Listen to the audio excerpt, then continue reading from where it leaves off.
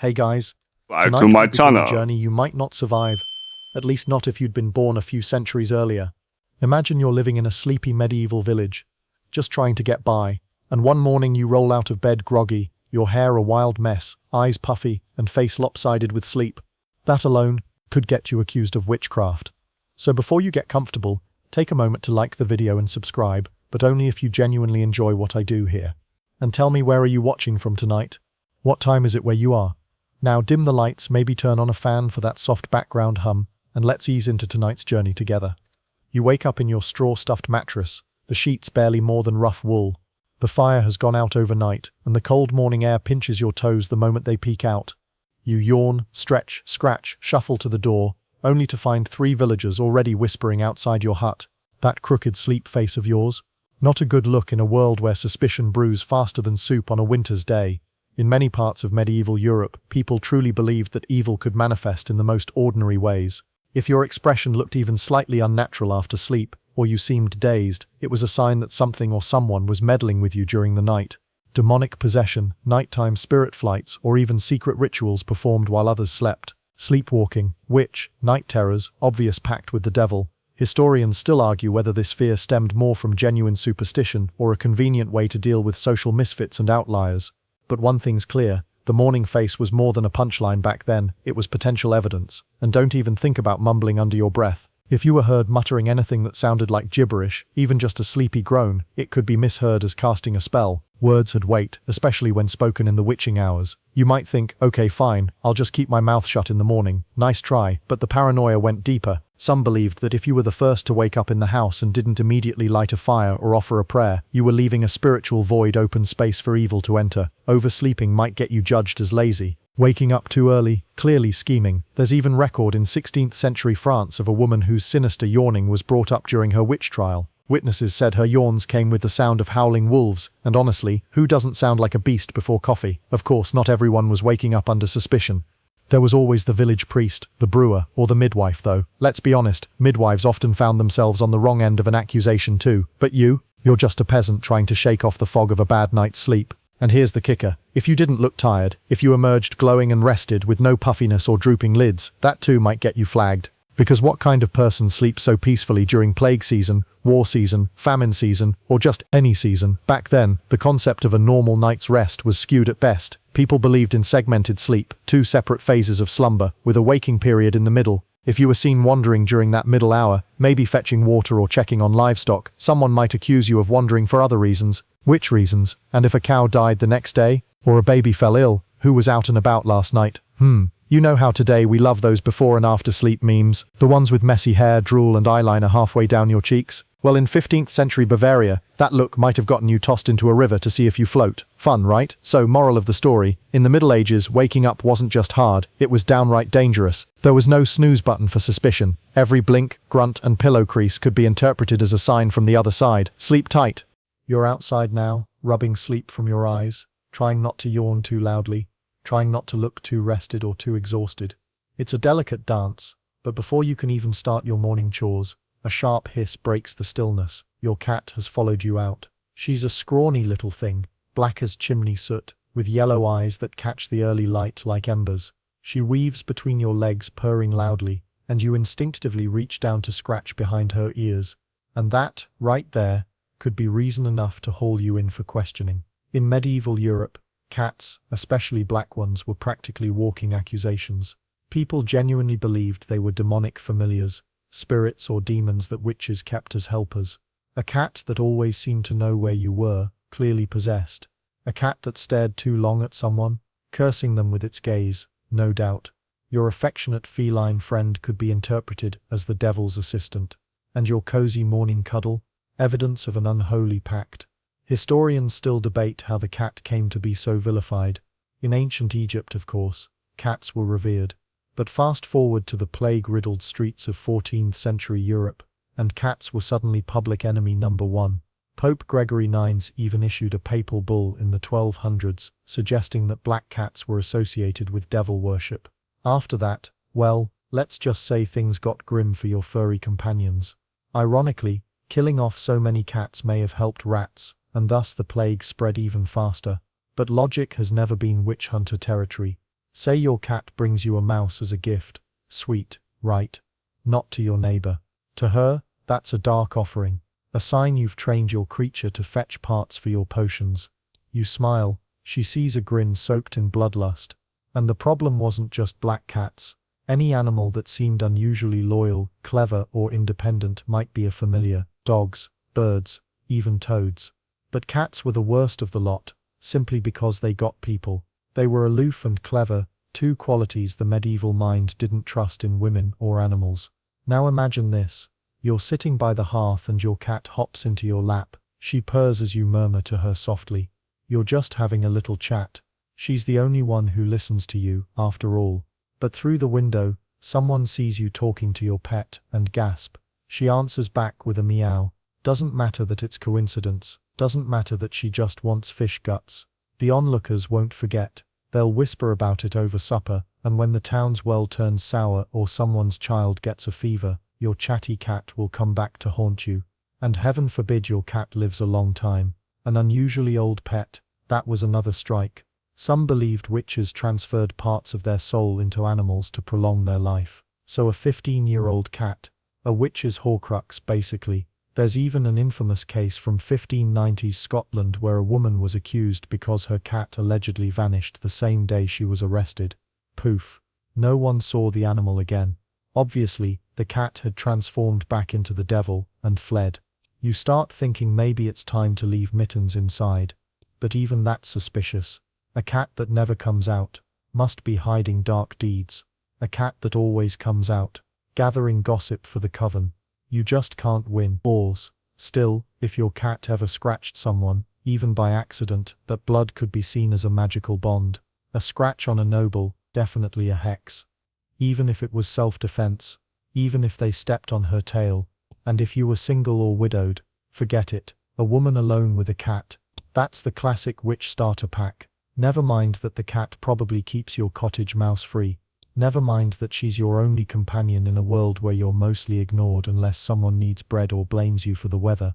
Modern folklore lovers might chuckle about cat ladies and their familiar spirits, but back then it wasn't cute. It was lethal. So what do? Give away your cat. But who would take her, knowing she's tainted by your presence? Try to hide her. She'll cry at the door until someone notices. Let her roam free. She'll wander into the wrong yard, and you'll pay the price. There's really no winning, just another reminder that in the Middle Ages, even your pet was a liability. Every purr, every paw print, every flick of a tail could drag you closer to the pyre. Still, your cat doesn't know any of this. She's just curled up on the doorstep now, basking in the sun, her eyes half closed in trust. She doesn't care that you're being watched. She doesn't care that someone across the road has started whispering again. She just wants to nap. You stand still for a moment, watching your cat yawn and stretch in a way that's downright disrespectful to the rising tension in your chest. There's laundry to do, bread to knead, and goats to check on. But first your garden. It's a modest patch of green tucked behind your cottage. You planted it yourself, carefully tending to herbs that help ease coughs, soothe burns, and yes, flavor soup when the stew's feeling too thin. But lately you've noticed more glances toward your garden. Eyes lingering too long on your rows of rosemary, sage, and wormwood. It's the wormwood, isn't it? You bend down, pulling weeds as your fingers brush the feathery stalks of fennel. What you see as medicine, others now whisper about as ingredients for potions, poisons, and curses. In many medieval communities, women, especially those who weren't trained apothecaries or monks, weren't supposed to know too much about plants. Knowledge without certification. Suspicious, even dangerous, and your garden. It's thriving a little too well. Historians still argue whether the obsession with accusing herbalists of witchcraft was really about superstition or simply control. After all, medicine was shifting from community wisdom to male-dominated guilds and universities. A woman who could heal with just what she grew out back, that challenged authority and power, whether it sprouts from the soil or the soul, made people nervous. You crush a mint leaf between your fingers, breathing in its cool, clean scent. To you, it's comforting. To someone watching, it's preparation. One of your neighbors once came to you with a cough that rattled like a bag of bones. You made a tea, licorice root, elderflower, a touch of honey, and 2 days later he was back on his feet. Did you get a thank you? Sort of. He told everyone about your magic tea. Magic, not skill, not knowledge. Magic. And now he avoids eye contact. Even the way your garden is organized can draw suspicion. Neat rows. That's okay, but a spiral-shaped herb bed? That's a witch's circle, planting by the moon phases. That's not agriculture, it's astrology. Got a scarecrow shaped like a woman. Clearly you're summoning someone. There was a case in 1486 Germany, where a woman was accused solely because she grew belladonna and knew what it was for. Belladonna is deadly in the wrong dose, but in the right one, it's a powerful anesthetic. Didn't matter. The trial notes say her garden bore the devil's mark. Whatever that means. You try to shake it off and move to the thyme bush. It's overgrown again, but your thoughts wander. You remember hearing about a woman in France whose parsley patch got her questioned. Parsley, just because it grew too quickly, and her neighbors didn't. That's all it took. And of course there's mugwort. You grow a little mugwort by the fence. It's great for easing menstrual cramps and helping with sleep. But in many parts of Europe, mugwort was also associated with dream magic, spirit walking, and protection against evil spirits. Which is funny, because now it's supposedly evidence of consorting with them. The real kicker. Some of these herbs were used by priests and physicians too. Monasteries had entire gardens of medicinal plants. But when you grow them, it's suspicious. Your dried bundles of lavender and chamomile hanging in the window, harmless or occult, depending on who sees them. And yes, let's talk about those bundles. You've always dried your herbs in clusters, upside down, strung by twine. Everyone in your family did. It's practical. But hang too many, or in the wrong pattern, and suddenly someone's whispering about symbols, patterns, circles of power. If a child falls ill after visiting your home, they'll say it was the scented air that did it. If someone has a nightmare, they'll say you gave them enchanted tea. If your husband, or your friend's husband, has a sudden stroke of bad luck, well, he must have passed too near your basil. It didn't help that your garden's lush. You're good at this. You compost, you water at dawn, you prune. And in a time when many struggled to keep a cabbage alive, your ability to grow mugwort, comfrey, and lemon balm, too unnatural, too green. You glance at the gate. Someone's paused there. A young woman. She looks down at the mint, then back up at you. You have feverfew? She asks in a nervous voice. You nod slowly. Behind the yarrow. She hesitates. Then she's gone. You don't know if she'll come back for tea, or if she'll be questioned for even speaking to you. That's the power your garden has. Not because you're a witch, but because in a world terrified of what it can't explain, a woman who grows life from soil, who knows how to heal, and who does it without needing a priest or permission, well, that's as good as a confession. The sun is higher now, catching on the dew still clinging to the tips of your herbs. You straighten up, wiping your hands on your apron, and glance toward the forest edge just beyond your property line. You were only ever curious. You used to wander into those woods as a child, barefoot and wide-eyed, gathering mushrooms and listening for owls. But now that you're grown, now that you walk the same paths with purpose instead of play, every step into the trees earns you a little more suspicion. You know what the townsfolk say about the forest. They say it's enchanted, cursed, full of spirits that whisper in the wind, tempting lonely women into the devil's company. You know it's full of squirrels, deer droppings and nettles, but that doesn't matter. Wandering alone in the woods was, and still is in some places, an act of quiet rebellion. A woman who doesn't ask permission, who walks among roots and shadows like she belongs there, who's seen talking to herself among the pines. She's clearly not just gathering firewood. Historians still argue whether this fear of the forest-wandering woman came from folklore or patriarchal paranoia, or both.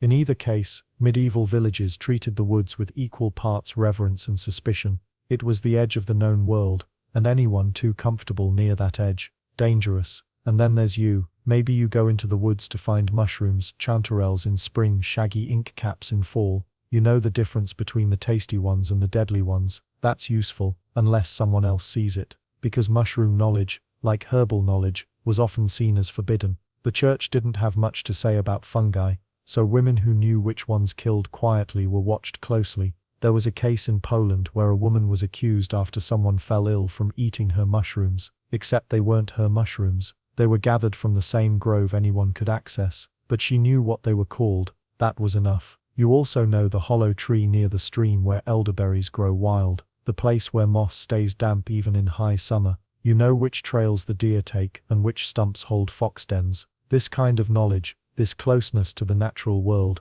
it used to be called wisdom. Now, it's proximity to evil. You're seen as someone who speaks to the forest, and when things go wrong, a child lost, a sudden storm, it's blamed on the fact that you go there alone. It doesn't help that you hum when you walk, it passes the time, but songs carry in the forest, and someone once said they heard you singing in a language they didn't understand. It was probably Latin, from an old prayer. They assumed it was a spell. And then there's the gathering of wood. A woman seen dragging bundles of birch back to her home, just prepping for winter, right? Unless someone finds a twig bundle tied in twine near your garden, then it's a charm, a hex, a forest-born curse that somehow withered their onions. And heaven help you if you know any animal tracks. You once followed a boar trail to find fresh mud for your poultice mix. You didn't think twice, but the men who saw you squatting by those tracks, hands muddy, marking the trail with a stick, they whispered.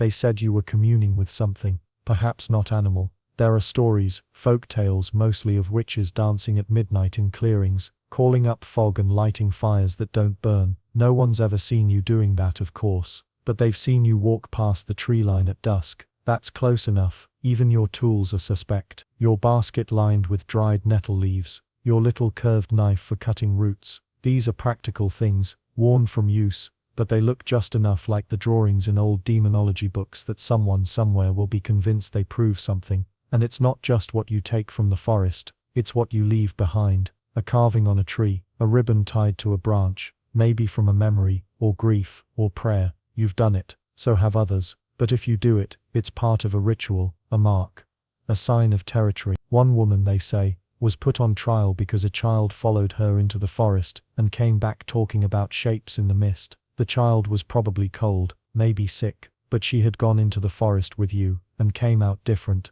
That's all anyone needed to hear. So now, you time your walks carefully. You try not to carry too much back. You wait until others are in church, or at the mill, before slipping quietly between the trees. But they still see you, or at least, they think they do. Someone always sees the shadow of a woman among the branches, and if they see that shadow often enough, they'll stop wondering what you're doing there. They'll assume they already know. The air smells of smoke and cabbage stew as you step back into the village proper.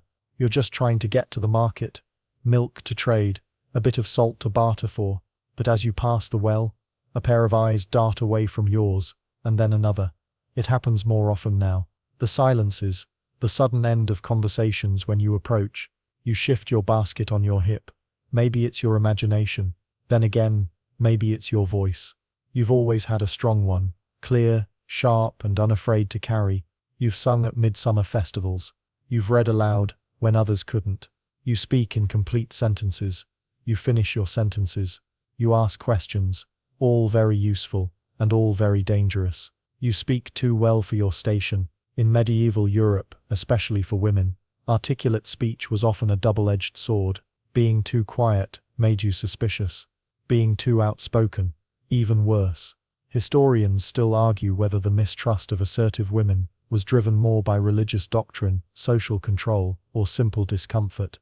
But one thing is clear, a woman with opinions was rarely seen as just clever. She was sharp-tongued, too proud, possessed of unnatural knowledge. And if you used words to challenge someone publicly, especially a man of status, you'd remember what followed for the rest of your short and suddenly very scrutinized life. There was a trial in 1575 in England, where the only real accusation against a woman was that she spoke curses at the baker. She claimed her bread was underbaked.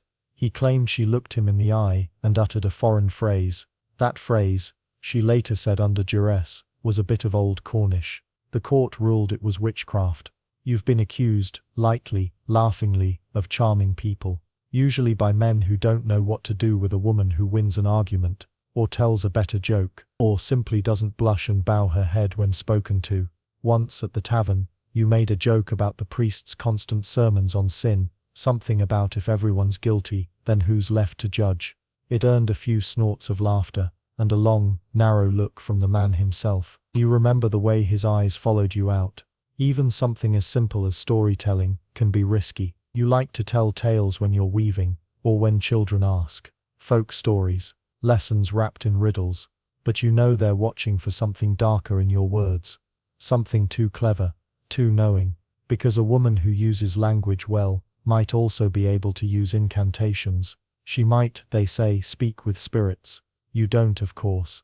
You speak with people, you listen, and sometimes when someone tells you their troubles, you offer a word of comfort, a proverb, a rhyme your grandmother taught you. But now you realize that some of those rhymes might be mistaken for spells, and that proverb about sowing in silence. Someone whispered that it sounded coded. Your dreams haven't helped. You talk in your sleep, apparently. Someone once said they heard you muttering at night, something about rivers or wings. You were probably dreaming of geese. They think it was summoning. It doesn't matter what you meant. In the end, the sound of your voice, especially in places or times when others expect silence, is enough to make people nervous. And you have a laugh that carries. You can't help it. You find things funny, especially people's contradictions. The way they fear the night, and yet believe in midnight prayers. The way they ask you for remedies, and then call your knowledge strange. You laughed once, when a man told you you'd never marry again if you kept being so mouthy. You didn't mean it cruelly, it was just absurd. But he never spoke to you again. You've started to whisper more now. You watch your tone. You say perhaps and I wonder, instead of no, that's wrong. You've stopped finishing other people's sentences. You've even stopped correcting their stories, even when they get the dates wildly wrong. You miss your own voice. There was once a woman in the Low Countries who was known as a gifted midwife, calm, confident and respected, until one day she scolded a town official for sending for her too late. The baby died. The official was humiliated. The next month, she was accused of uttering dark predictions. They meant she told the truth out loud. That's all it takes. And then there's singing. You love to sing when you're alone. Sometimes you hum over your washing, but even that can draw suspicion. A woman alone, singing to herself. What is she calling to? You aren't calling anyone. You're just trying to feel like a person in a world that keeps insisting you're something else. But if your voice isn't soft enough, slow enough, submissive enough, someone will decide it's not your voice at all. It must belong to the devil. It's the middle of the night, when a knock rattles your door. You sit up, heart jumping, and for a moment you consider not answering. But in a village like this, ignoring a midnight knock could be seen as an admission of guilt. So you open the door. It's Marjorie from 3 houses down, pale-faced and clutching her toddler who won't stop coughing. She says she's sorry, she didn't know who else to turn to. You nod. You step aside. You fetch a cloth, steeped in thyme and vinegar, and a bit of warm honey water. The child settles. Marjorie blesses you. But 2 days later she won't look you in the eye, because helping the sick, that's a fast track to getting called a witch. Odd, isn't it? That doing what seems kind and obvious, offering aid when someone is suffering, was for centuries considered deeply suspicious if done by the wrong person. You're not a monk. You're not a licensed male physician. Not that they had much luck with leeches anyway. You're just you. And that's what makes it dangerous. Historians still argue whether midwives and healers were targeted because of their real influence, or because their knowledge threatened the fragile male-dominated order of things. Probably both. But what's certain is that women who healed, even gently, quietly, and with the community's blessing, often found themselves teetering between respect and accusation. Take Hilda, a woman from a German village in the 15th century.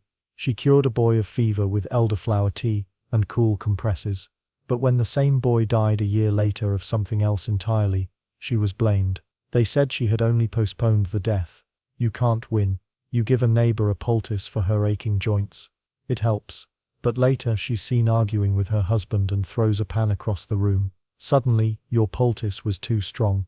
It made her behave strangely. You advise someone to chew willow bark for their headaches, an ancient known remedy, but they misremember the dose. Now their stomach hurts. That's on you. And it's not just medicine. You soothe crying babies with little songs and warm hands. You rub a feverish brow. You stay up all night with someone in childbirth, holding a candle, wiping sweat, whispering encouragements. When things go well, people forget you were there. When things go wrong, they remember, and heaven forbid you do something they didn't expect. Once, when a young boy had a fit, you instinctively placed a cool stone on his chest and whispered his name over and over until he stilled. It worked. But someone watching didn't understand what they saw. They saw you bring quiet with a touch, with words. That's not healing. That's enchantment. They said the boy looked at you afterward with eyes too calm. Even when you're not helping people, they come to you with strange requests. One neighbor asks if you can make her hair grow faster. Another wants a charm to keep mice from her grain. You try to explain that mice don't listen to charms. She insists someone else once gave her one that worked. You make her a packet of mint and ash. She says it smells powerful. A week later, the mice return. Now it's your fault. Helping the sick is also dangerous because it means you're close to death. You're near it. You're around it. That makes people nervous. They want to believe in tidy miracles and quick prayers, not in someone who washes the bodies afterward, or who knows what a person looks like moments before passing. You do. You've seen it. The color change. The breath. The stillness. You don't fear death the way others do. Maybe that's what they fear most about you. You know that when someone dies, their eyes should be closed right away. You know which herbs ease their passing. You know which prayers seem to comfort even the agnostic. You once cut a lock of hair from a dead child, as was tradition, but someone said you took something. They didn't mean it in the sweet mourning way. They meant for a potion, and let's not forget the animals. You've nursed more than one sick sheep or limping dog back to health. Once you even removed a thorn from a horse's hoof. That's useful, yes, but also deeply suspect if people are looking too closely. Because the devil, they say, loves to appear as a beast. If the village hound follows you too often, if the stray cat sits on your windowsill, if the chickens at your feet look too calm, it doesn't matter that it's probably because you feed them. It matters that they obey you. Which is familiar. Someone whispers. You were once asked to help with a calf that wouldn't stand. You told the farmer to rub salt on the joints. It worked. But now he won't meet your eye. Helping animals and humans, unnatural. So you try to pull back. Say less. Do less. You stop offering help unless it's begged of you. You bury your remedies deep in cupboards, wrapped in linen and silence. You smile politely when people mention ailments. You say, you should ask Father Brandt. But then someone's child falls sick, and you find yourself at the door again, candle in hand, wondering if this time kindness will cost you everything. You're at the edge of the field, gathering herbs. Not even the strange ones. Just the basics. Chamomile, sage, maybe a bit of lavender if the season's right. You hum softly to yourself, eyes scanning the underbrush. You know where the good patches grow, which leaves to avoid, and how to dry what you find, so the scent doesn't vanish. And that knowledge? That's another nail in the proverbial coffin. Because simply knowing too much about plants was enough to be labeled a witch. You were probably taught by your grandmother, or your mother, or an old neighbor with cracked hands and a sharp nose, who showed you which flowers soothed grief and which ones should never be boiled in wine. It's a harmless homegrown knowledge, one passed down through generations of women who had to manage their own health, their own births, their own losses. But now, that same quiet wisdom is a mark of suspicion. Historians still argue whether this fear of herbal knowledge stemmed more from the church's distrust of earthly remedies, or from the state's desire to centralize medical authority. Either way, folk healing became dangerous business, especially when women practiced it outside the bounds of official male-dominated institutions. Once a friar caught you hanging bundles of mugwort to dry, and gave you a look that could curdle milk. That's for dreams, he muttered, more to himself than to you, dark ones. You smiled. Didn't bother explaining that mugwort is traditionally used for menstrual pain. He wouldn't have listened anyway. And then there's mandrake root. You've never actually seen it, only heard about it. The way it supposedly screams when pulled from the ground. The way it's shaped like a little man. But that doesn't stop someone from whispering that you must have one. You don't. You're not stupid. Still, the mere suggestion that you're mixing up brews or potions, no matter how harmless, makes your neighbors twitchy. You've noticed people sniffing the air when they pass your door. Once a child asked you if you could turn people into frogs. He was joking. His mother behind him was not. Even the ordinary plants are treated with suspicion. Valerian for sleep, nettle for swelling, feverfew for headaches. Things anyone could grow in their garden. Things you do grow in yours, and that garden. It draws eyes, because it's thriving. And a thriving garden, in a world so full of rot and failure, must mean you're doing something. People don't believe in green thumbs, they believe in dark ones. And it's not just herbs. You know how to make soap, real soap, not just water and ash, but something that smells of rosemary and softens used hands. A woman down the lane said your soap made her feel cleaner than prayer. She meant it kindly. Someone else overheard. You've stopped selling it. You also once showed a girl how to twist nettles into thread without getting stung. She now avoids you entirely. She told someone that the plant obeyed your touch. You laughed when you heard it. But the laugh came out wrong. A little too sharp, a little too tired. And what about honey? You keep bees, of course. Not many, just enough. You talk to them, like you were taught. Not because it's magic, but because it's tradition. If someone dies, you tell the bees. If there's a birth, you let them know. It's a superstition older than the village. But someone saw you whispering at the hive. They say you speak in a different voice when you do it. And maybe you do. A softer one, a gentler one. A voice not meant for human ears. But that's how rumors begin. Even your baskets draw suspicion. Woven tightly, lined with linen, full of strange shapes and wrapped parcels. Once you carried a bundle of herbs to a woman giving birth. Someone else saw you on the path, and swore you were hiding something that twitched. It was fennel. You were accused of delivering hexed meat to a newborn. You explained. You always do. And it never seems to matter, because people don't want logic. They want a story. One with clear villains. And what makes a better villain than a woman alone in the woods, gathering strange plants at dawn, with bees in her hair, and a packet of dried roots tied with twine? In your mind you still see your grandmother bent over her own garden, humming as she worked. You remember the worn book she kept, filled with faded ink drawings of leaves and blooms, pressed flowers between pages. You haven't opened that book in weeks. It feels like a relic now, a threat, evidence, but you still keep it hidden under your bed, because without it, who are you? Just another woman waiting to get sick, waiting to die. You dream sometimes of a place where knowledge is prized, where the scent of rosemary doesn't make people cross themselves, where you can say boil this root for pain, and the only reply is a quiet thank you. But for now, you put on a smile, and claim the garden is for flavoring soup. You hang your herbs upside down, and pretend it's just for the smell, and you pray, though not the way the priest teaches, that no one gets too curious. It's early morning, and you're feeding your chickens when a voice behind you says, "Good harvest this year." You turn. It's old Jacob, leaning on his cane, peering past your shoulder, into the small patch of wheat behind your cottage. You nod politely. "Too good," he mutters. And just like that, your good fortune becomes a problem, because in a village constantly at war with the weather, the soil, and the pests, having a better than average harvest is as dangerous as having none at all.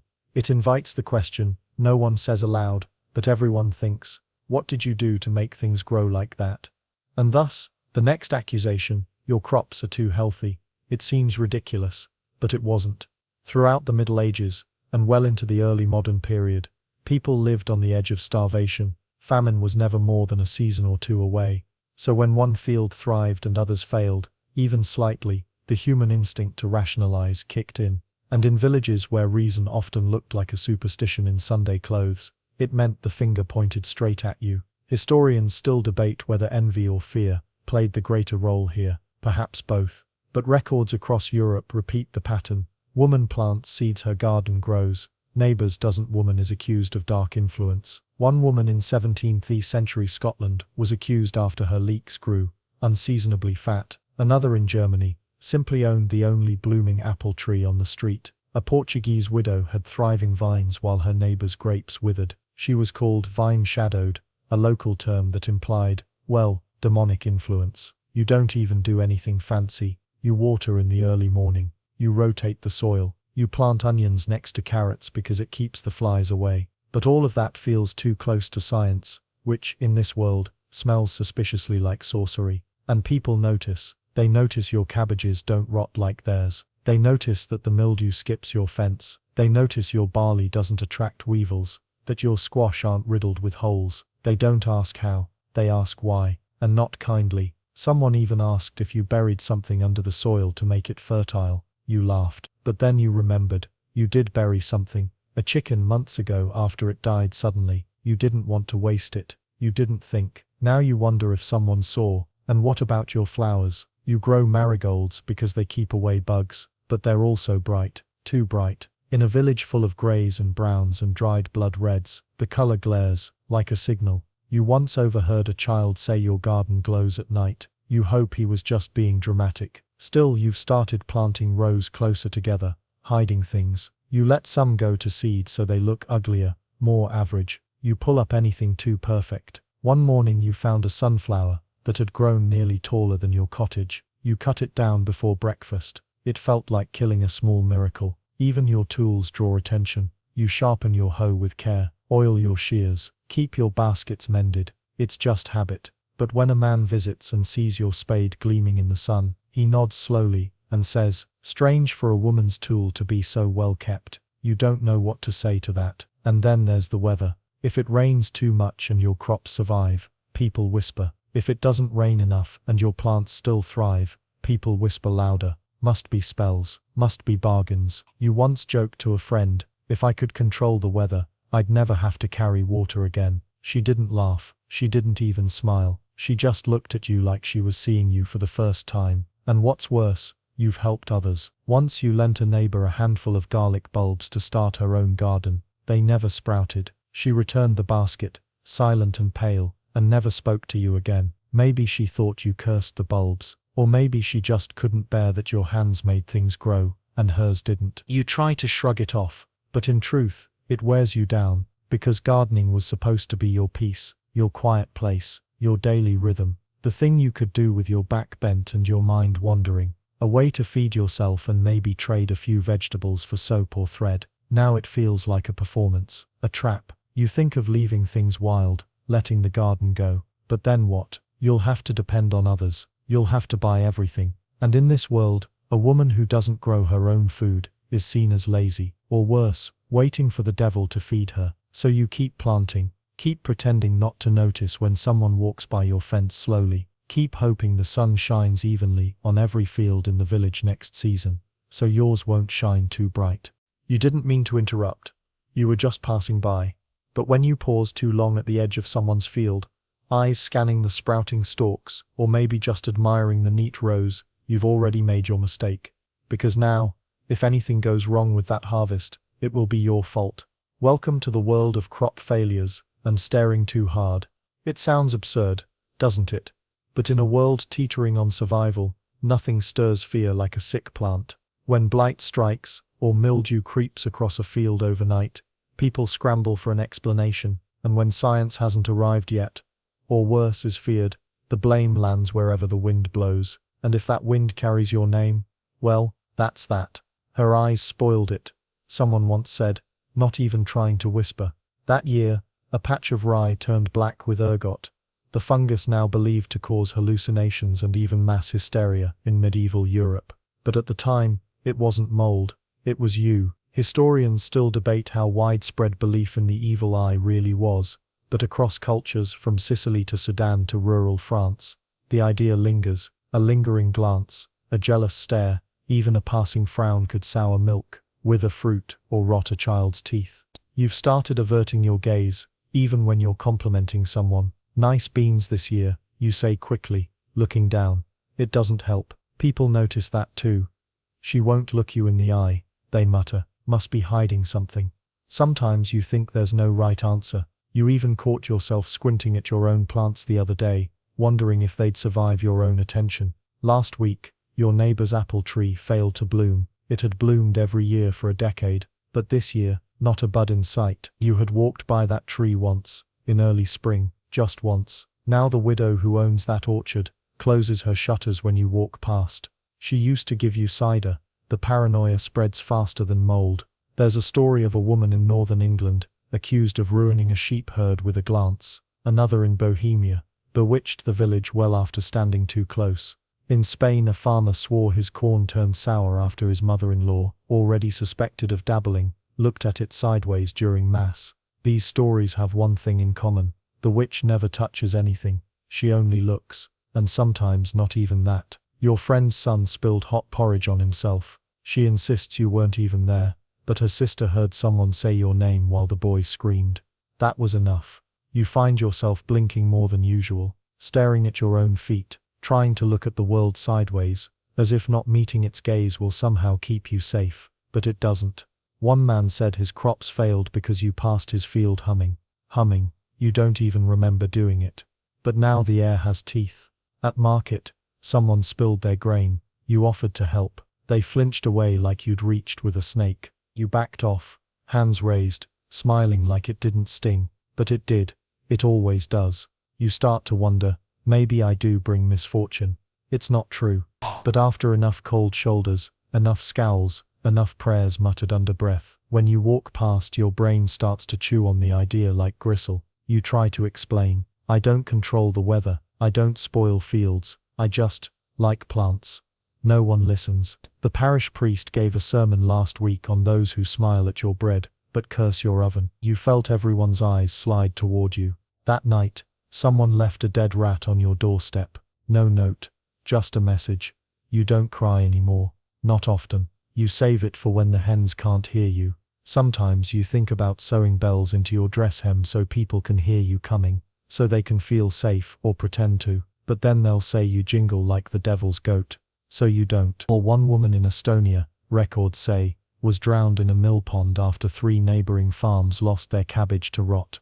Her crime: she had complimented one of those cabbages the day before it turned.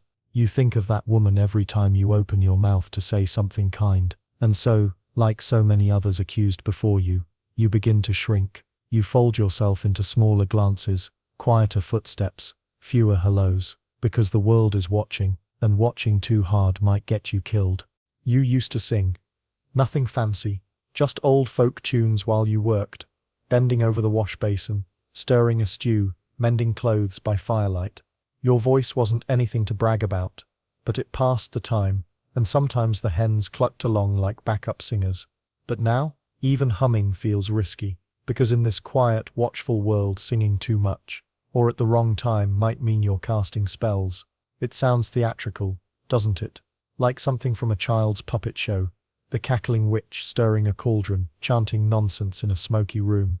But in the Middle Ages, that imagery was deadly serious. Rhythm, repetition, and melody were all considered tools of enchantment. A spell wasn't just muttered Latin. It was any patterned sound with intent, and if no one could figure out your intent, well, they'd assume the worst.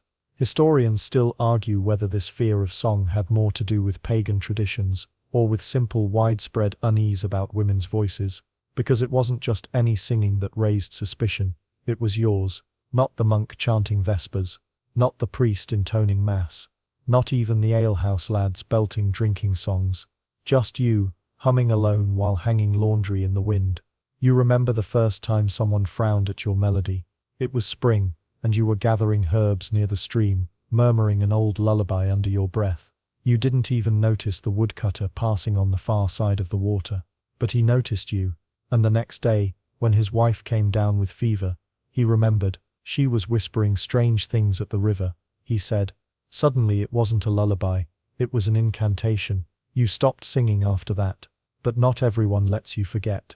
You overheard a midwife say that the girl who sings over herbs makes them bitter. You weren't even sure if she meant you, but she looked right at you when she said it. And now, in every corner of your life, sound feels dangerous. You chop vegetables in silence. You step carefully so the floorboards don't creak. You even stop praying aloud, just in case someone hears the wrong syllable and decides it's not a psalm, but a summoning. One of your neighbors, Marchi, still sings. She has 5 children, and no time to care what people think. She belts out rhymes while churning butter, and jokes that if singing were witchcraft, her kitchen would be a den of demons. But she's married, with land, with brothers, with safety. You have none of that. You have your hands, your thoughts, and your voice. So now, you only use 2 of the 3.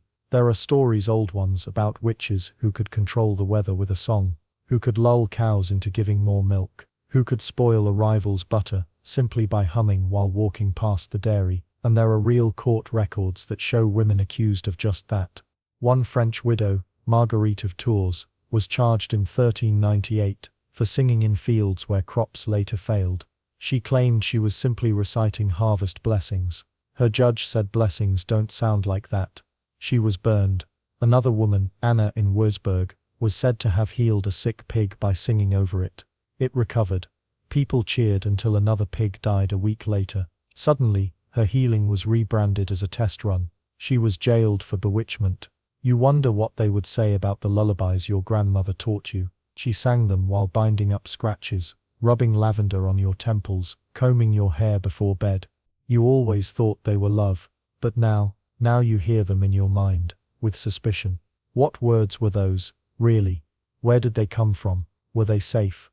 Were you ever? A traveling friar once preached that the devil rides on melody, that every tune not sung in God's name is a doorway left open, that a woman's voice could tempt the wheat from its stalk. That last one made you laugh. Quietly, but then again no one ever accused a man of singing too much, while kneading dough. You try to imagine what freedom would sound like. Maybe it's a full-throated laugh in public. Maybe it's stomping your feet on the ground without fear of who's listening. Maybe it's singing into the wind without holding back, without feeling like every note is a nail in your own coffin. Oh, but that dream is distant. So instead, when you're alone in the forest or deep in the garden, you hum. Just a little. Just enough to remember that you can. And when a bird sings back, you smile. Because surely, if anyone understands how to be small and heard and beautiful and still safe, it's her. You're sweeping the hearth when you hear it again. The word midwife whispered like a slur. It's not about you this time. It's about old Anulka, the village midwife who's helped deliver half the children you know, including your baby sister. She's hunched now, with gnarled fingers and fading sight, but she still knows herbs better than the monks do.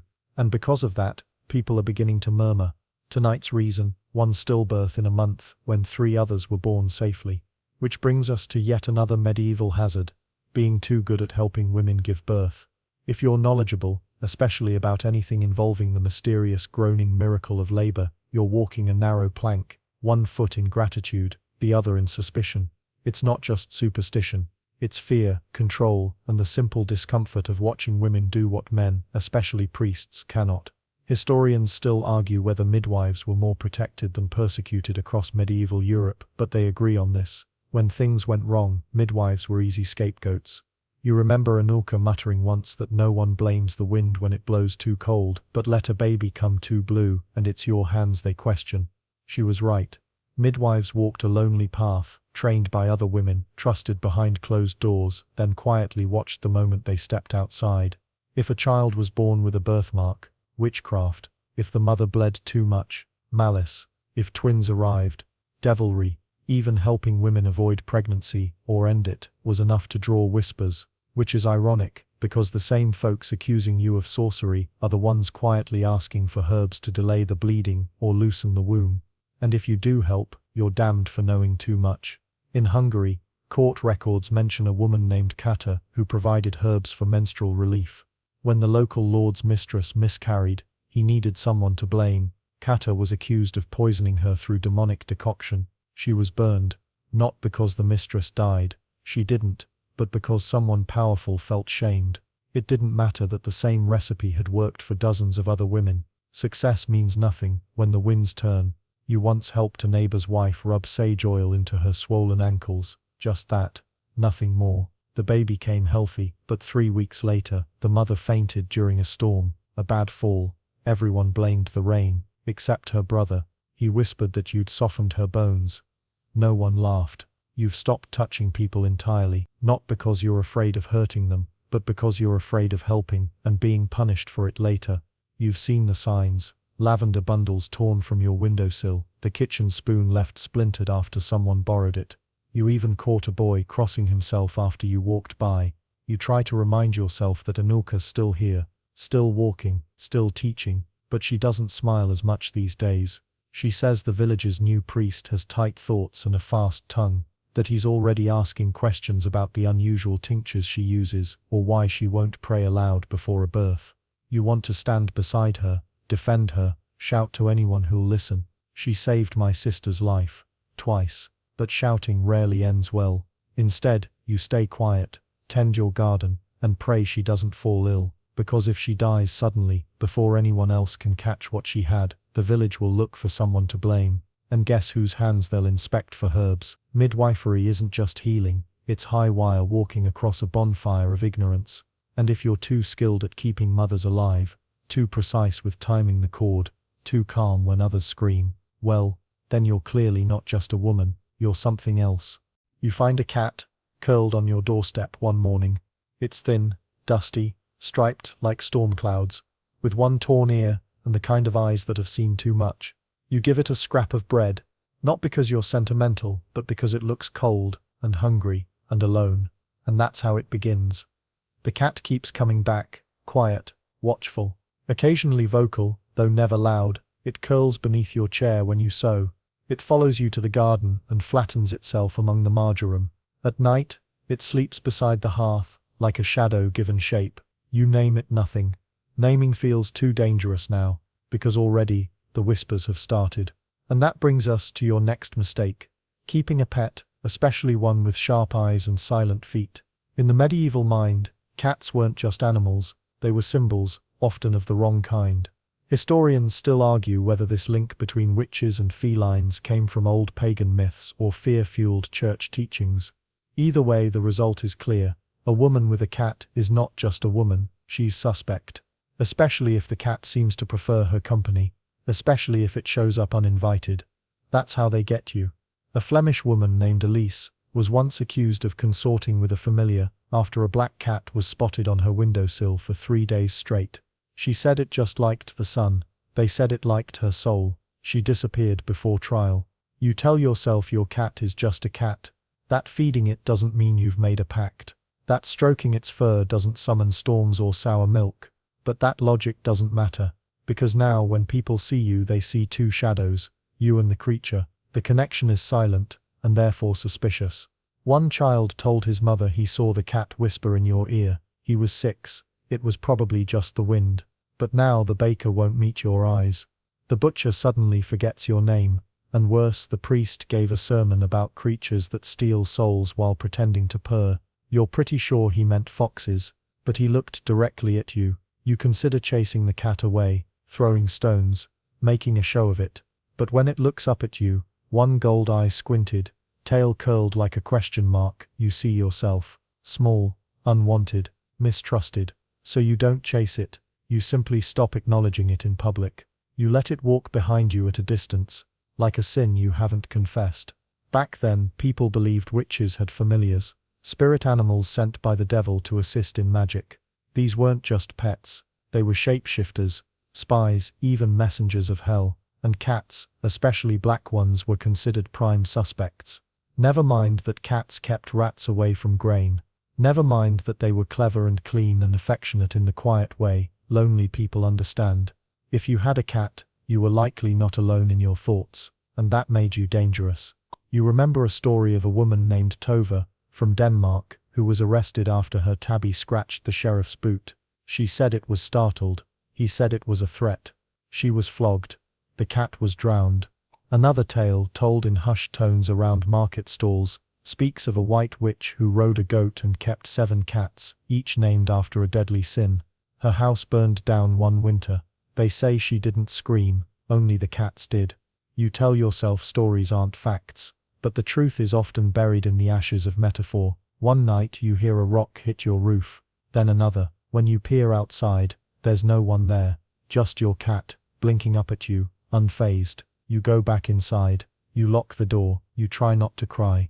The cat settles near your feet, purring. You wonder what people would say if they saw you like this. If they knew how much comfort something small and warm and alive could bring. If they knew that the only creature that still chooses you without suspicion has 4 legs and no words, but of course they wouldn't understand. Because fear makes people forget how to be kind. So you hide your tenderness. You become a silhouette with no attachments. And the cat, it keeps coming. Because love, real, uncomplicated, unsanctioned love, is the most dangerous magic of all. It starts with a dream. You're walking through a field of snow, barefoot, and behind you the prints disappear. Ahead, a woman you've never seen turns to smile, not kindly. She says something, but the words melt away before they reach you. You wake up sweating, heart racing, with the strange sense that the dream was trying to tell you something. You don't speak of it, but you should have known someone else would, because in a town like yours, even dreaming can get you accused. There's an old saying among the market wives, dreams are the devil's playground. Another version goes, when a woman dreams, the devil listens. And that pretty much sums up the medieval approach to the subconscious. Your dreams? Suspicious. Someone else's dreams about you? Even worse. Historians still argue how widespread dream-based accusations were, but dozens of records mention dreams used as evidence of guilt, especially when no physical proof could be found. Because if your neighbor dreams that you harmed her cow, that might just be enough to land you in court. Absurd? Sure. But this is a time when milk spoiling, crops failing, or a child sneezing twice in a row can all be signs of dark magic. You recall a local shepherd's wife once claiming she dreamed of fire, and then her goat miscarried. She blamed the nearest widow. Everyone nodded. No one questioned her logic. And now, someone dreams of you. It's that same neighbor with the loud geese. She tells others you appeared in her sleep, eyes glowing red, whispering curses. She woke up to find her kitchen flooded. A burst pipe, probably. But reason doesn't stand a chance against a story with color. You're walking through the village the next day, and someone spits near your feet. Another makes the sign of the cross. You keep your gaze low, you don't speak. At night, you lie awake staring at the ceiling, afraid to close your eyes. Because what if you dream something strange? What if you walk in someone else's vision, without meaning to? What if your unconscious mind is more powerful than your waking self? You start sleeping in short bursts, fearful and tense, and the less you sleep, the more your hands shake, the more your thoughts wander, the more you resemble on the outside someone deeply disturbed, which is ironic. Because now, that's exactly what they're saying. You remember learning as a child that saints had visions, that holy men dreamed of angels, and walked with God in the dark. But when women dream, it's unnatural, it's unclean, it's dangerous. A woman named Isabel, from Brittany, was imprisoned after describing a dream of drowning in wine. It was a metaphor, she explained, about desire and sin, and the things she feared. But the townspeople said she was warning of a flood. When the next harvest brought too much rain, they remembered her words. They didn't ask what she meant, they decided what it meant about her. She wasn't seen again. You keep your own dreams buried now. When people ask if you sleep well, you say yes. When they ask if you've had any strange visions, you smile and say, only of bread and chickens. They laugh, but only briefly. Humor doesn't protect you for long. You hear rumors of women who once bragged about their dreams, said they flew through the air at night, danced with wolves, kissed men made of smoke. They thought it made them fascinating. Now their names are scratched into old court scrolls, footnotes in the long sad book of witchcraft trials. You think about what you would dream, if you could. Your mother's hands, a soft bed under clean linens, yourself walking freely through the market, no whispers, no shadows, but instead, you wake up every morning, with a heavy chest and a tight throat, and the cat watches you from the windowsill, tilting its head, like it knows you're somewhere far away, even with your eyes wide open. You don't need dreams to feel haunted. Not anymore. The letter arrives sealed with wax and dust. You aren't meant to see it. It's for the reeve, delivered by a stranger in a worn blue cloak. But you catch a glimpse while sweeping the church steps. A new bishop is coming. No one says it outright, but the air changes. It smells like cleaning soap, dried ink, and dread. Which leads us to tonight's next reason you might be accused of witchcraft. The arrival of someone important. Especially someone new. See, nothing stirs up trouble in a medieval town quite like the arrival of fresh authority. A bishop, a visiting noble, a new inquisitor, even a wealthy merchant who wants to bring order to the region. Their presence means scrutiny, and scrutiny requires spectacle. What better spectacle than a witch trial? Historians still argue whether local trials ramped up under pressure from church officials, or if communities just took the opportunity to show loyalty through a bit of cleansing fire. Either way, the pattern is the same. Someone new comes to town, and suddenly, the village remembers all its unusual women. And you're near the top of that list. Not because you've done anything recently, but because you're known for walking alone, for boiling herbs, for once knowing Latin, for feeding a cat, for never marrying, for laughing too loudly that one time in church. It doesn't take much. You recall the story of poor Elsa in Saxony, whose only crime was being unsettlingly clever. A visiting friar asked the village who was most unusual. The priest shrugged. The baker named Elsa. That was all it took. They found demonic verses in her cellar. She couldn't read. No one cared. You start to notice little changes. The priest speaks more fire and brimstone than forgiveness now. The local women gather tightly at wells, lowering their voices when you pass. The children don't ask you for stories anymore. Even your cat keeps its distance. You feel it coming like a storm on the horizon. Not the bishop himself, he'll likely never look you in the eye. But the performance around his arrival, the need to prove that your sleepy town is holy, orderly, loyal to God. And nothing proves loyalty quite like pointing out the enemy within. It's not personal, someone might say. it's just politics. But to you, politics feels a lot like paranoia, with better shoes. You clean your house, not because it's dirty, but because you don't want anyone else to do it for you, with eyes that turn every speck of dust into a ritual mark. You hide your jars of dried lavender. You burn the old doll, made from braided straw and corn silk. It was a gift from a neighbor's child, back when they still liked you. But in the wrong hands it could be evidence. You wear grey, you speak softly, you nod to the priest. It's exhausting, pretending to be less. A part of you wants to rebel, to walk boldly through the square with your cat on one shoulder and a wreath of wildflowers on your head.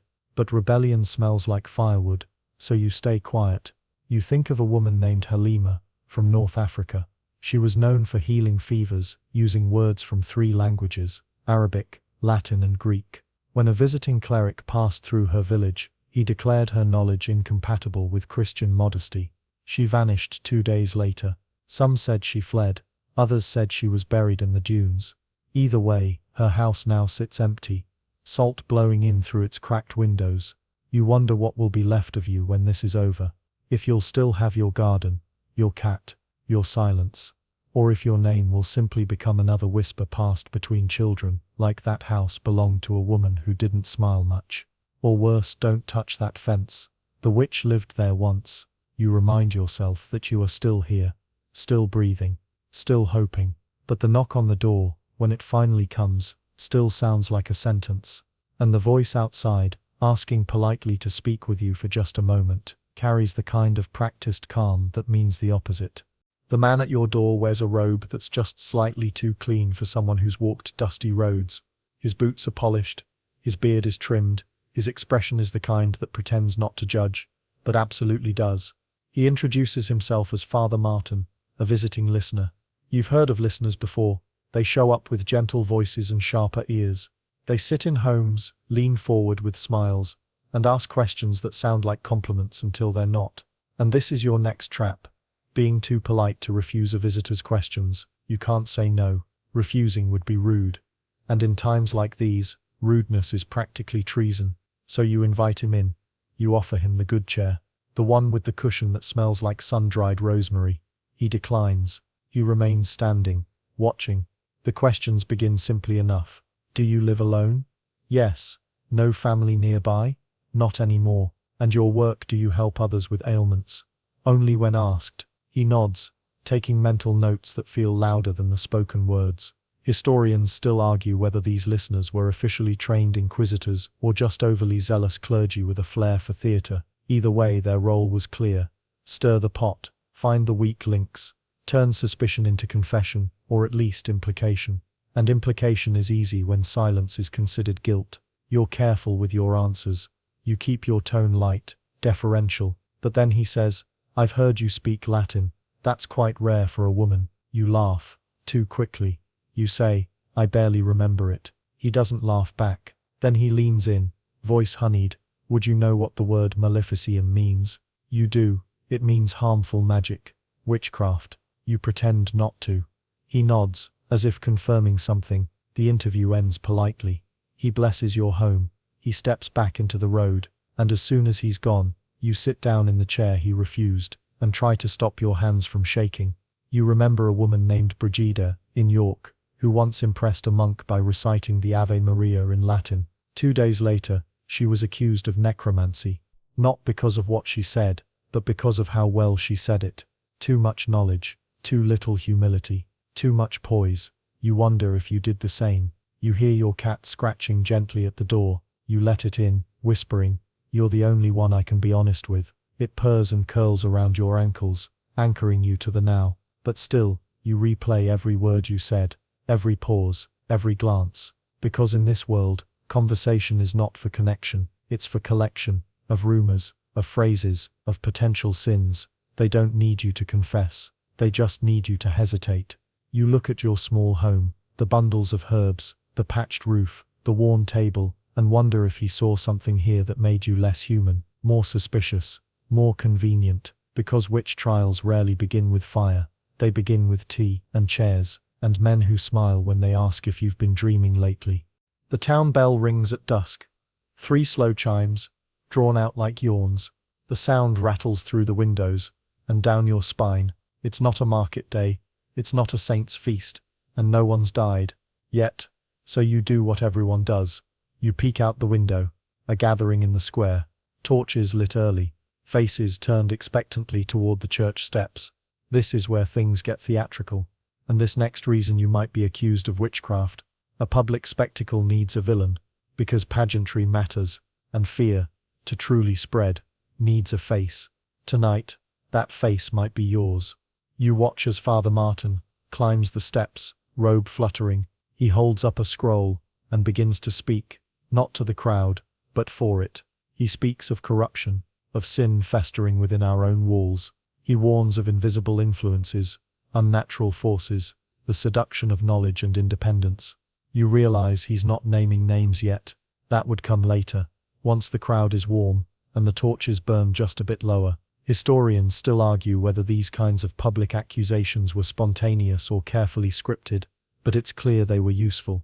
A single accusation could pacify unrest, shift blame, or distract from the Reeves' missing tax silver. The crowd listens in silence. Then someone speaks your name, just loud enough to be heard. A ripple follows, like a dropped pebble in still water. Your name, repeated in murmurs, slides between coats and collars, past hand to mouth, like gossip-flavored candy. You shrink away from the window. And now, you have a choice. Do you wait for the knock, or do you go out, make yourself visible, calm, unbothered? You choose visibility, because hiding would make you look guilty, and right now, appearances are everything. You step into the square. You wear your plainest dress, your softest voice. You nod to a few neighbors, feel their eyes skitter away like startled mice. You ask the baker how his wife's leg is healing. He nods too quickly. No one meets your eyes. And Father Martin, he smiles at you, the kind of smile you might offer a fish, just before gutting it. You stay through the announcements. You nod at the hymns. You keep your posture modest. But still, it's like you've stepped into the middle of a play you weren't cast in, just pulled into the center, because someone else forgot their lines. They need a villain. You're convenient. You think about old Naima, from the Balkans, accused after she publicly challenged a local priest's sermon. They said she had a tongue like Satan's sewing needle. When they searched her home, they found a pair of carved dice. They called them witch stones. They were her grandson's toy. Now her name is whispered at wells, used to keep children obedient. You wonder what will be found in your home when you're gone. A spoon bent the wrong way, an herb no one recognizes, a loose feather in the chimney. Every ordinary object becomes a clue, retrofitted to guilt. By the end of the gathering, nothing has been declared. No accusations read, just vague warnings and holy appeals to vigilance. But the crowd leaves tighter, stiffer, heavier with suspicion, and you walk home feeling like your skin has become too noticeable. Too much of you is now known. Even the chickens avoid you as you pass. At your doorstep, you see a bundle tied with string. Inside dried thistles. A charm, some might say. A threat, others would whisper. You burn it without thinking. And as the flames catch, you feel that creeping certainty again. They don't need proof. They need performance. And sooner or later, someone will deliver it. It happens the next morning. Quietly, almost politely, you're kneeling in the garden, tending to the carrots, when two men approach. Not soldiers. Not even priests. Just neighbors. One is the blacksmith's cousin. The other you've seen sharpening tools behind the mill. Both avoid your gaze as they say the words. You've been called to speak before the council. And that's how it begins. Not with a scream, not with a mob, but with a summons, folded in the palm of a man who can't quite look at you. The next reason you might be accused of witchcraft. A neighbor's testimony, especially one looking to protect themselves. They escort you to the church hall. It's not locked. You aren't chained. But you know exactly what this is. You've heard of this moment. From whispered stories. From fading memories. You walk into a room where the floor creaks on purpose. Where a single chair waits in the center. And where the people sitting behind the long table already know what they want you to be. A threat. A scapegoat. A useful distraction. The priest is there. So is the reeve. Father Martin sits in the middle. Fingers steepled. You sit down. The chair is shorter than the others. They begin with your name, then your age, then questions that have nothing to do with God. Do you have any unusual markings? Do animals behave strangely around you? Have you ever had dreams that came true? You keep your voice calm. You choose your words carefully, but then they bring out the neighbors. One by one, a woman you helped during childbirth says your herbal poultice made her daughter too quiet. A man whose cow died last spring says he saw you walking under the moon the night before. The miller's wife says she found a crow feather near her doorstep and just had a feeling. That's how it works. Vague feelings, loosely tied threads, tiny incidents dusted off and offered as signs. Historians still argue whether communities believed their own accusations or simply acted out of fear, but evidence shows how often these testimonies came from those with debts to settle or secrets to hide. Better to point the finger than feel it turned on you. You remember the story of Tamaya, a healer from the Andes. During a season of poor crops, 3 women she had treated suddenly claimed her touch left them with unsettling dreams. It was enough. She was marched barefoot to the village square and never seen again. Her garden, they say, grew wild for years. Back in your hall, you answer their questions. You deny nothing too forcefully. You admit nothing they could twist. But your stomach knots when someone mentions your cat. That creature is always watching, says the blacksmith's daughter. It never blinks. You want to laugh. Instead you nod, like someone agreeing about the weather. You know where this is going. You've heard enough stories to read the rhythm. The meeting ends. They don't tell you what happens next, but you're told to stay home, to remain available for further inquiry, which means don't run, don't hide, don't give us a reason to bring others. You walk home slowly. The town watches from windows, from half-open shutters, from behind drying linens. No one speaks to you, even the dogs sense it. They bark from behind fences but don't approach, as if you've been dipped in something unclean. You arrive home and feed your cat. It eats, then vanishes beneath the bed, tail twitching. You sit at the table, staring at the spoon in your hand, and wonder how many more of your everyday objects could be turned against you. The chipped mug with a bird painted on it, the book of herbal names in Latin, the small piece of quartz you keep by the window for no reason at all of them potential confessions waiting to be discovered. That night, you dream of walking through an orchard, every branch bending under the weight of whispered accusations. You wake before dawn, heart pounding, unsure if the dream was warning or memory. The knock is quieter than you expected. Not loud, not urgent, just 3 soft taps, like someone politely requesting a cup of sugar or your eternal damnation. You answer, because not answering is its own kind of crime. This time, the men who stand outside are different, uniformed, armed, faces empty of friendliness. They don't shout, they don't touch you, they simply read a sentence aloud, written in looped, Latin script. You're being detained for further questioning. They call it a holding, not an arrest. But of course, the words don't matter. Your next reason for being accused of witchcraft. Someone else confessed, and gave your name. They lead you through the village, past familiar faces made unfamiliar by avoidance. You've never felt so surrounded, and so alone at the same time. You're escorted to a small stone room behind the church. Not a dungeon, not quite. But it has a door with a lock, and no windows. There's a bench to sit on, a pitcher of water, a scrap of bread left in a bowl like a half-hearted peace offering. You sit, you wait, you count your breaths.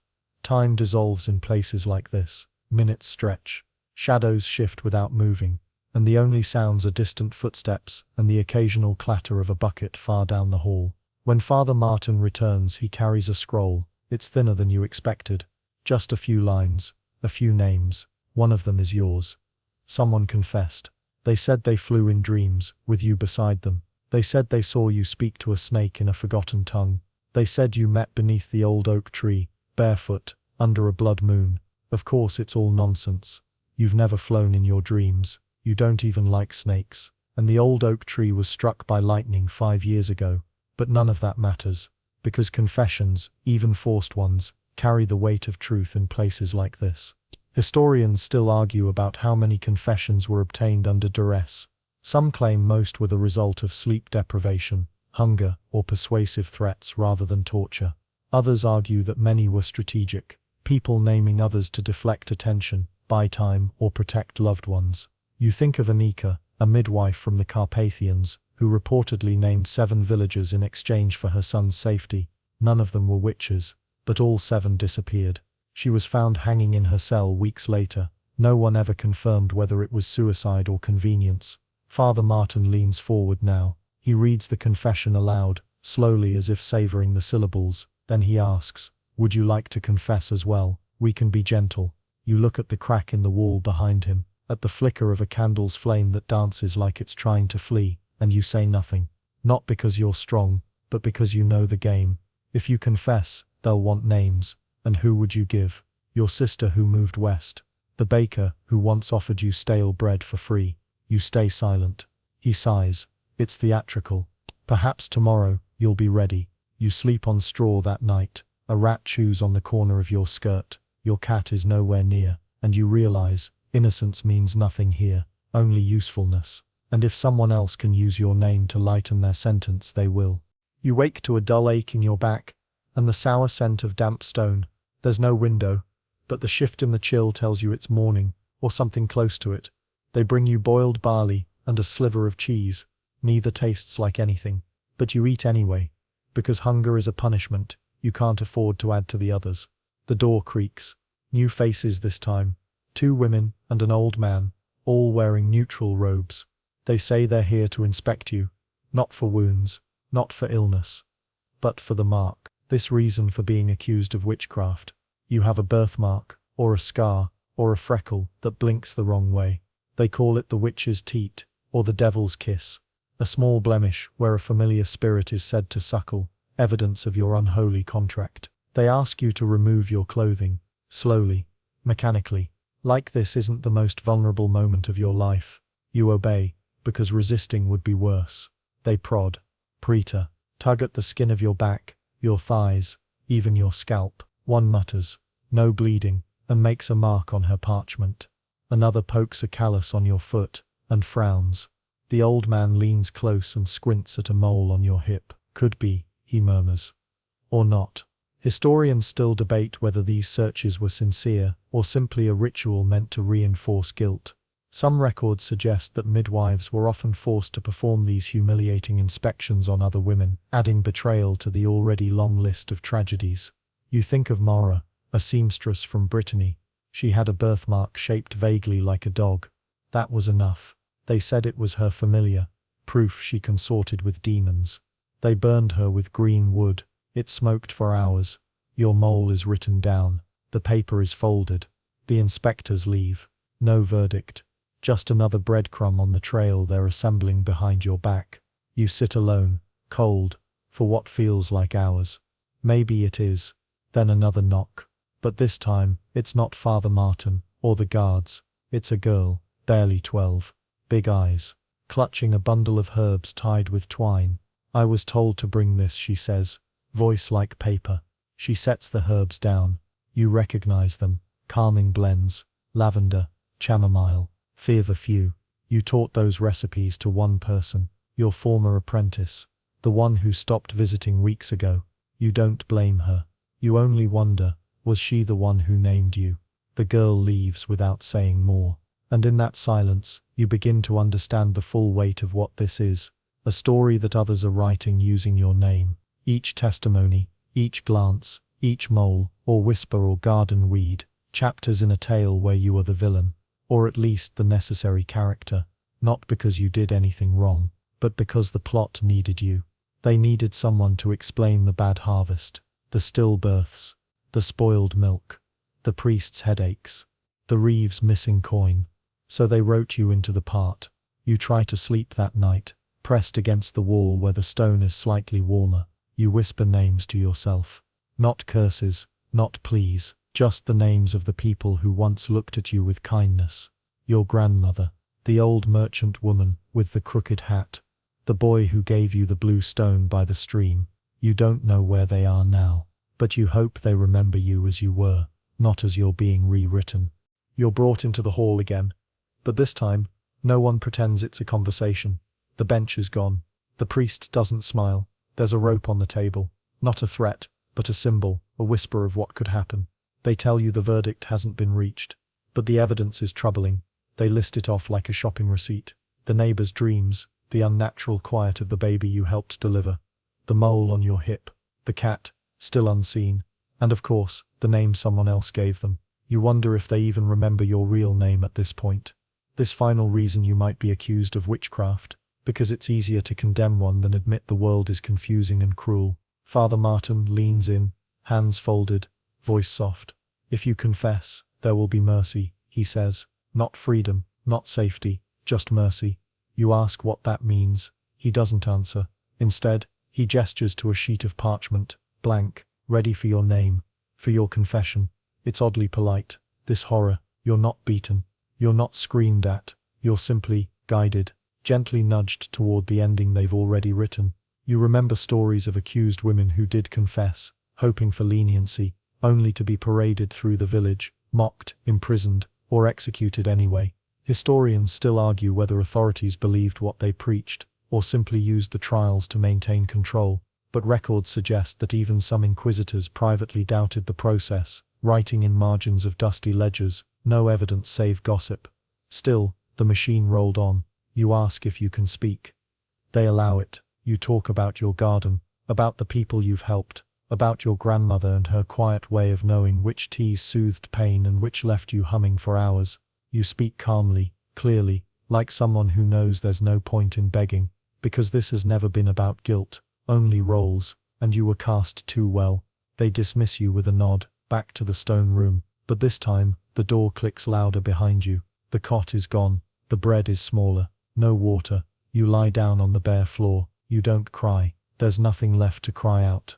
But you dream, one last time, of walking through a forest lit by lanterns, of voices singing your name, not as an accusation, but a lullaby, of hands reaching through branches, offering herbs, food, safety. You wake not with fear, but with a strange stillness. You might survive this, or you might not. But somewhere, someday someone might read your name in an old ledger and wonder who you really were, and maybe, just maybe, they'll say, she wasn't a witch, she was just awake. Word count, 1054, wind down 300 words, and now, with the final candle flickering low, and the village silent under the hush of midnight, let yourself breathe, slowly. The world you've just walked through is far behind you now, its cobbled streets, its smoky halls, its fear-soaked whispers. You've seen how easily suspicion can bloom in shadow, how quiet strength too was feared, but you've also seen something else, something just beneath the surface. You've seen what it means to remain soft in a world that hardens, to know, to nurture, to survive, even when they turn the knowing against you. So, as you drift now, far from moles and cats and confessions scrawled on parchment, imagine a simpler night, one where the stars are steady, the trees are kind, and the wind carries only the scent of mint and firewood. Imagine yourself lying beneath a sky that doesn't judge, that doesn't need your name, or your guilt, or your innocence, only your rest. You are not on trial here. You are not being watched. You are safe. Let your thoughts loosen like leaves in the breeze. Let your muscles melt. Let the weight slide off your chest, little by little, until your breathing is just the sound of peace. Tonight, you've survived. And tomorrow, that can wait. For now, close your eyes and sleep.